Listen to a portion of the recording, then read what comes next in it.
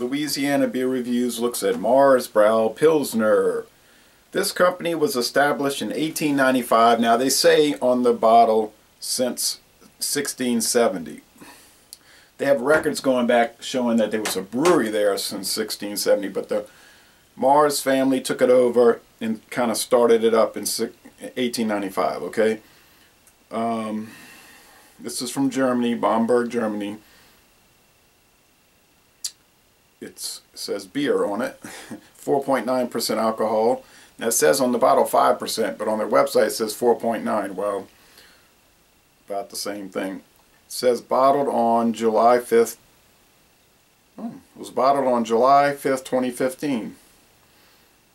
Okay, and this is only February 2015, so it was bottled in the future, and somehow they brought it back in time to earlier time period in the universe. So that's interesting. Oh, come on.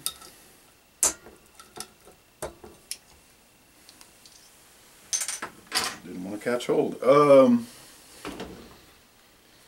They're saying that they use pale Pilsner barley malt, and the hops are Hallertau, Hersbrucker, and Tettnanger. Tettnanger fine aromatic hops. Okay, so 2 types of hops and 1 type of malt. Gets a very good score on Beer Advocate. Bros haven't looked at it, so it'd be a B+. 65 out of 100 on rate beer, not too good. 95 out of 100 for the style, so very high in the style Pilsner. What does that tell you? A lot of people on rate beer don't like Pilsners. And then some people, you'll even read reviews and they'll say, Pilsner, who would want to drink that? Drink a real beer. Yeah, I mean, you know, Pilsner is sort of a real beer, right?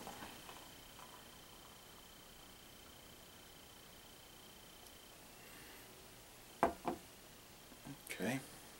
I can smell it already. It's about 7:15 in the morning. This is a clear straw appearance, pretty thick, soapy head, and I see some stray bubbles. This is not the most, you know, it's not the bubbliest thing you ever seen, but that's okay.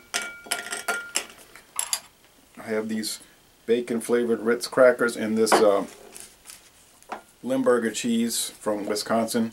Oh, what a disappointment I had over the weekend. I was at a store in Covington, Louisiana,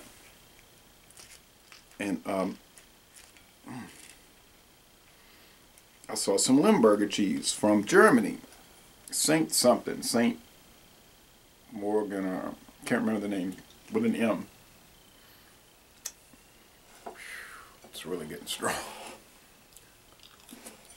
Well, I bought it.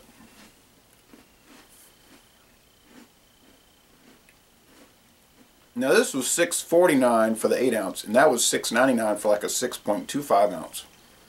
Had hardly any aroma, hardly any flavor, and the body was rubbery. And it was in the freshness state. It's way inside the freshness state. And they're saying transported to America by airplane. So it goes to show you that everything doesn't live up to what it's supposed to be now. My father was saying, don't open that, it's going to smell the house up. I said, there's nothing here. I left it in his fridge. He said, don't leave it in the fridge, it's going to smell the fridge up. I said, it won't. Not this brand. The one I bought in America, you know, from America Will, Country Castle. Oh, wow, this is so good. This is reminding me of that Jingu Gold, which was so fabulous.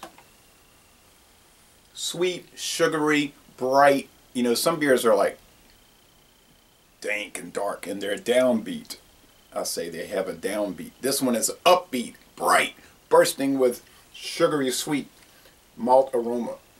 Got to get it away from the Limburger. And the grassiness from the hops. Wow. I've had some Mahr's Brau that were not good now. I think the Mastodon was good, but I had that Ungus, whatever that one, and it smelled and tasted like it tasted like cheese, cream cheese, and iodized dirt or rusty dirt.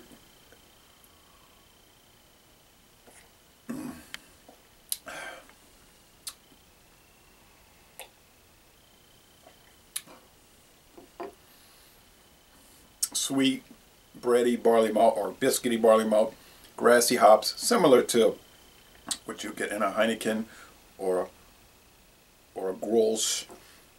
Although I find these German ones are maybe a little dirtier. Not as filtered, not as clean. And especially Mahr's Brau, they're a little more rugged.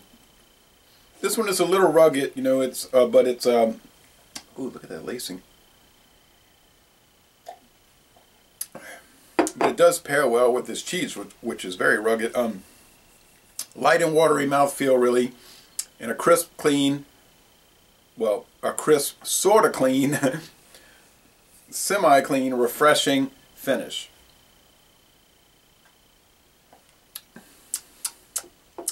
Yeah, I'd say it's mostly clean.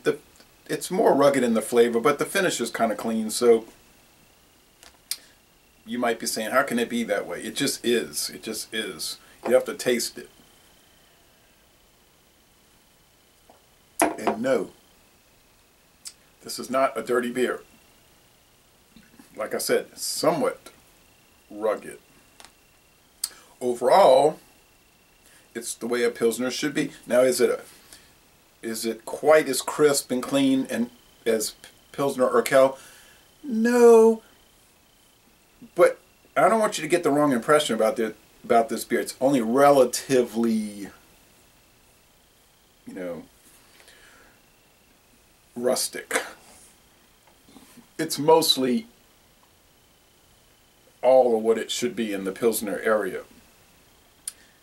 You know, whereas Pilsner, Urquell, and Grolsch and Heineken are 99.9% clean, this is maybe 95%. So, you know, put it put it in that category. Now, the Mastodon, much less so, and then that Ungus, I have to read it.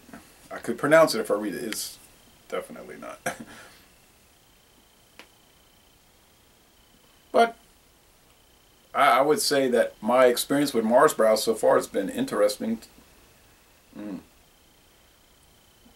if I see more from them, I will get them. So 500 milliliter bottle, 16.9 ounces. I bought it at Dorignac, so it was $4.99. It's a little high, but hey, if you want to get in the game, you gotta be willing to play the game if you want to get in the game. So I will rate. Oh yeah, I almost didn't rate it, huh? I will give this a.